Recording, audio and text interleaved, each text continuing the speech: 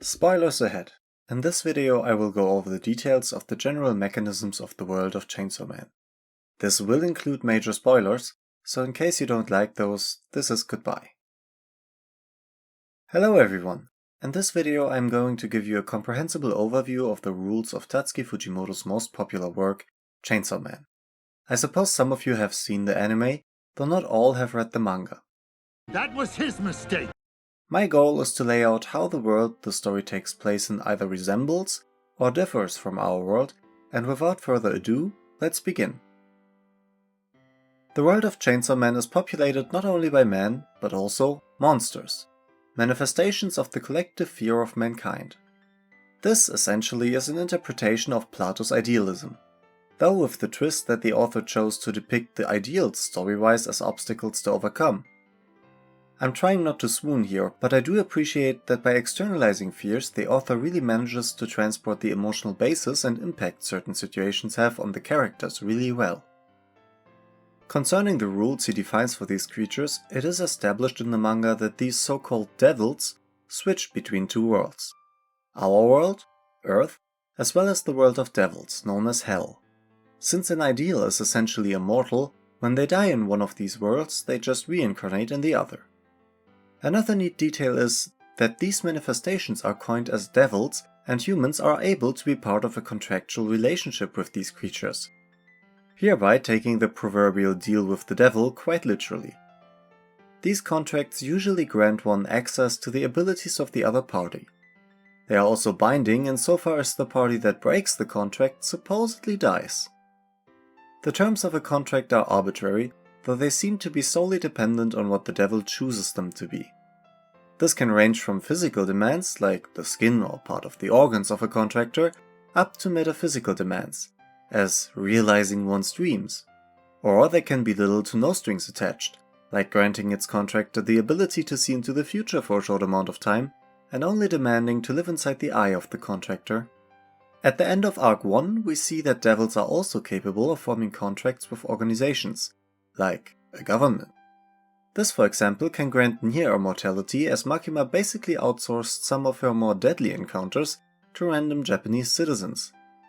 This essentially makes devils and their contracts and/or abilities quite potent weapons. I have already made a video on how this would affect governments and how I believe this would impact societal development.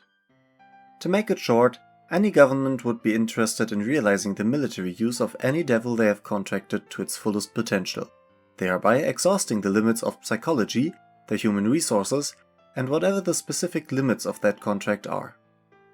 As it was recently revealed, the government is heavily invested in identifying and securing devils, just as any other resource. On a micro level, we can see that the number of contractors is not limited, so there's definitely an incentive to have many powerful contracts with somewhat decent conditions, though since these conditions are pretty arbitrary, the power level of contractors varies heavily. Now there is also another way to gain the power of a devil, and that is by eating its flesh. As you may remember, this is what hugely contributed to the overall increase in strength of devils around the world. However, what the anime does not tell you is how this works. For example, how far-reaching the transfer of power can actually be. If the flesh you've eaten belongs to a sufficiently powerful devil, this can boost your own power level significantly. Especially when you somehow get your hands on the flesh of a primal fear or some other amazingly powerful devil. Before I dive headfirst into my various theories about how the state is structured, let's get back to the things we know about how the world works. For example, which states exist and for what possible reasons? Okay, so as it is established, the death of the War Devil essentially led to a pretty peaceful period after the Second World War. Now we do know that the USSR still exists, and I'd argue that this is mainly possible due to the lack of a bunch of resource-intensive wars that heavily drained the Soviet economy. This does obviously not mean that the state will continue to exist forever, but that the overall stability of the world is way less at risk than in our world. Think about all the wars that just wouldn't have happened. The Asian disasters for the Americans, Afghanistan for the Soviets, all of the Chinese wars along their border, the African World War, and so on and so on. Imagine a world with a free Tibet. Anyway, I'll talk about the future implications of such a world in detail in a future video. There are also a bunch of implicit rules that follow from the world as described, though I'm afraid we'll talk about these another time too, since they are too speculative and therefore do not belong in this video.